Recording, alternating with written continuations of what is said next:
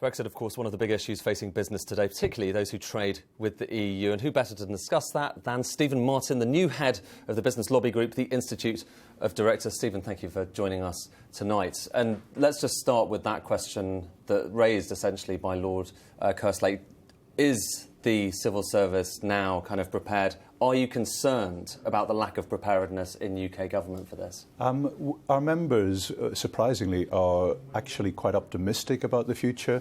Their main concern is actually about communication, because we're seeing there's a lack of communication in a lot of cases, and there's also some negative communication, and we'd like to see the actual tone of that change, and we'd like more feedback on what is actually happening. When you say negative communication, what do you mean by that? I mean, we're saying that there's a lot of reports about things, lights and things going wrong, but what we'd like to see is that tone more upbeat and more positive, because Europe is going to remain a major trading partner for us, irrespective of we're leaving the European Union or not. So it's a more positive view. I mean, a lot of people in the kind of establishment, as it were, was quite bearish about Brexit before the referendum. Yes. The IoD was pretty neutral on it. Yes, we were actually neutral on the referendum. We decided to let our members have their say on it.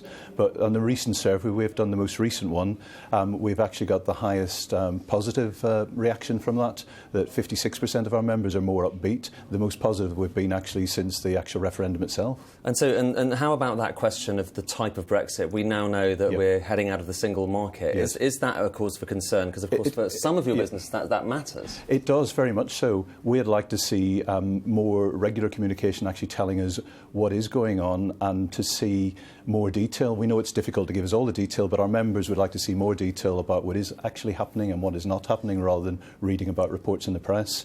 And that's very important to give us confidence and to continue that confidence. We'd also like to see a good trade deal come out of it, and by a good trade deal, what our members are saying is they want a comprehensive free trade agreement rather than having to fall back on World Trade Organisation rules. You're a businessman. I mean, do you think it's plausible to get a good trade deal, or do you think this is going to be a tough few years of negotiation? Our members and I believe it's going to be a very tough few years of negotiation. It's not going to be easy. It's going to take a lot of toing and froing, but we'd rather have a good trade deal than a rushed, quick trade deal. That's not in anybody's interests. OK, now for a lot of people, let's kind of rewind. You're the new head of the IoD. Yes.